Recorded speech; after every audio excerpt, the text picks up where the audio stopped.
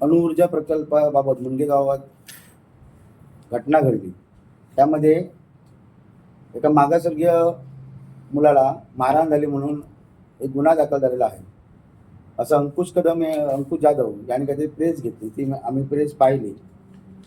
त्यामध्ये असं दिसतंय मुळात की बाबासाहेब आंबेडकरांचा नावाचा वापर चुकीचा होतो. मुळात मुंगे गावात घडलेल्या घटनेच्या पार्श्वभूमीवर काही व्यक्तींनी ॲट्रॉसिटी कायदे कारवाईची मागणी केलेली आहे. त्या संदर्भात सिंधुदुर्ग चर्मकार समाजाची जी स्पष्ट भूमिका आहे ती आज मी तुमच्यासमोर मांडणार आहे. आमची भूमिका अशी आहे की आम्ही कोणाला मारहाण झाली याचा मारहाण करणाऱ्यांना पाठीशी घालत नाही, परंतु गुन्हा दाखल करत असताना त्यामध्ये ॲट्रॉसिटीची कलमं लावली गेलेली आहेत.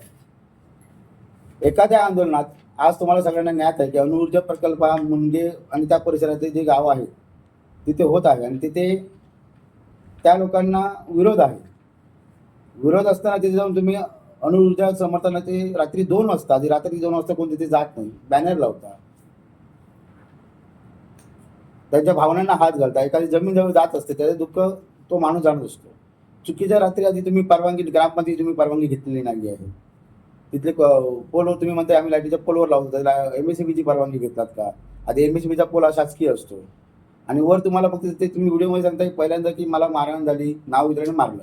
म्हणजे ॲट्रॉसिटी कुठे आली? बाबासाहेबांचं तुम्ही म्हणते बाबासाहेबांचं नाव घेतलं. मी तुम्हाला सांगू इच्छितो की जगाच्या कोणत्याही कोपऱ्यामध्ये बाबासाहेबांचं नाव घेऊन गाडी घालण्याची हिंमत आजपर्यंत कोणाच्या माहितीमध्ये नाही आहे आणि आम्ही ते खपून पण घेणार नाही. एवढं झालं तर तिथे मुंगे गावातले जे स्थानिक बौद्ध समाज असतील, चर्मकार समाज असतील, मागासवर्गीय समाज तिथे राहतो, तिथे लगेच का त्यांना भेटलात? ते आले असते तुमच्याबरोबर. आम्ही तिथे माहिती घेतली, तिथे असं काही घडलंच नाही आहे. मारहाण झाली असेल त्याचा व्हिडिओ आम्ही बघितलेला आहे, पण त्यामध्ये बाबासाहेबांचं कुठे आहे? तुम्ही बाबासाहेबांचं नाव कुठेतरी खराब करू नका. अंकुश जाधव यांची भूमिका आहे की आम्ही चर्मकार समाजावर किंवा अत्याचार झाला आम्ही पुढे येतो. मी तुम्हाला एक प्रश्न विचारतो तुमच्या माध्यमातून अंकुश जाधवांना की ज्यावेळी कुडाळमध्ये आमच्या चर्मकार बांधवाचा मृत्यू झाला, तुम्ही सगळ्या प्रेसवाल्यांनी ती बातमी दिली होती, गुन्हे दाखल झाले, त्यावेळी हे प्रेम कुठे होतं मागासवर्गीयांवर? आमच्या कणकवली तालुक्यामध्ये शिवडामध्ये मुलांना तांदूळ वेचण्यावर बंदी करण्यात आली, गुन्हाही दाखल झाला तरी त्यावेळी हे कुठे होते? तुम्ही कुठेतरी भाजपचे कार्यकर्ते एकत्र येता, तिथे कुठल्या संघटना आहेत का? मी स्वतः जिल्हा चर्मकार समाजा अध्यक्ष आहे. माझी भूमिका तुम्ही उन्नती म्हणून स्पष्ट बोलता, मी तुम्हाला कायदेशीर नोटीस देऊ शकतो. तुम्ही याच्या पुढे माझ्या मंडळाचं नाव वापरताना माझी परवानगी घेतली होती का? आमची परवानगी न घेता तुम्ही कुठेतरी ॲट्रॉसिटीचा गैरवापर करताय. समाजामध्ये मराठा समाज असेल किंवा अन्य समाज असेल आणि मागासवर्गीय समाज याच्यामुळे तुम्ही ॲट्रॉसिटीमुळे तेढ निर्माण करू प्रयत्न करताय. मी म्हणतो तुम्हाला की तुम्ही ॲट्रॉसिटी वापरण्यापेक्षा तुम्ही मारहाणीचा गुन्हा दाखल केला पाहिजे होता. ॲट्रॉसिटी घडली ते पुरावे आम्हाला द्या तुम्ही ना, तो सांगतो म्हणून नको. तुम्ही 2 दिवसानंतर ॲट्रॉसिटीचे गुन्हा दाखलची मागणी करताय. मग 2 रात्र तुम्ही कुठे होता ॲट्रॉसिटीची आठवण करून द्यायला? सेक्शन 3(1) मध्ये ॲट्रॉसिटी मारहाणीसाठी नसतो. तो व्यक्ती कसालचा त्याला माहिती आहे का त्यांना की बाबा हा मुंग्या गावामध्ये आहे राहायला, तो चर्मकार म्हणून आलाय किंवा बौद्ध म्हणून आलाय? कोणाच्या कपाळावर लिहिलेलं असतं का? आणि असं कुठे घडतं का? आजच्या इतिहासात तुम्ही सगळे पत्रकार तुम्ही आमच्याकडे फिरत असता, मला सांगा असं कोण मारताना जात विचारून मारतो? तुझी जात काय?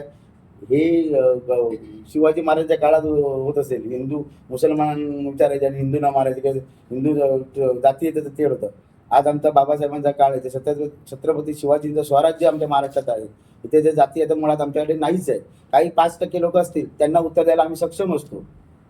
तुम्ही जातीयता हा मुद्द्यामध्ये काढून टाका, कारण ॲट्रॉसिटीचं नाही तर भाऊ केल्यामुळे येणाऱ्या काळामध्ये एखादा विषय आंदोलनामध्ये मागासवर्गीय 15 मुलांनी घेऊन जातील कोणतरी आणि त्या 15 मुलांना सांगण्यात येईल की तुमच्या लाठीचार्ज झालाय, आता तुम्ही ॲट्रॉसिटी दाखल करा.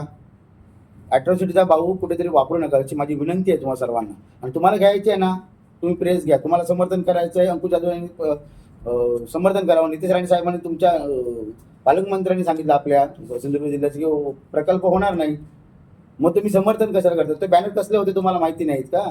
ते समर्थनाचे बॅनर होते ना, तुम्ही बघितलं ते व्हिडिओमध्ये दिसतो तो बॅनर समर्थनाचा आहे. मग तुम्ही समर्थन करता म्हणून तरी जाहीर करा. ते तुम्ही पालकमंत्र्यांच्या वाक्याला तेढ देताय, त्यांचं वाक्य मानत नाही आहात. तुमची भूमिका तुमच्या भाजपपुरती मर्यादित ठेवा. आमच्या समाजाच्या संघटनांमध्ये ओढू नका, कारण आम्ही सामाजिक राजकारणी नाही आहोत, आम्ही सामाजिक नेते आहोत. सामाजिक चळवळ आमची जिवंत राहिली पाहिजे. ॲट्रॉसिटीचा जी भीती आहे ती कायम राहिली पाहिजे, पण त्याचा गैरवापर झाला तर हे मुद्दे उचलून कोर्टामध्ये लोक जातात आणि हे ॲट्रॉसिटी खोटाही सिद्ध केलं जातं. मग त्याची जी गरिमा असते, त्याची जी ताकद असते ॲट्रॉसिटीची, ती कमी होते. त्यामुळे विनंती आहे, मी तुम्हाला पत्रकारांना सांगतो की ह्याच्यामध्ये आमच्या उन्नती मंडळाचा कोणत्याही प्रकारचा त्यांना पाठिंबा नाही आहे. आम्ही आमच्या मुलगे गाववासियांच्या बरोबर आहोत, सिंधुदुर्ग वासियांच्या बरोबर आहे. त्यांच्या भावना आम्हाला माहिती आहे. त्यांना अणुऊर्जा प्रकल्प नको आहे. त्यांना हवं असेल तर ते मागणी करतील, कारण तिथे ते लोक राहतात, त्यांचं दुःख त्यांना माहिती आहे. एवढंच बोलतो.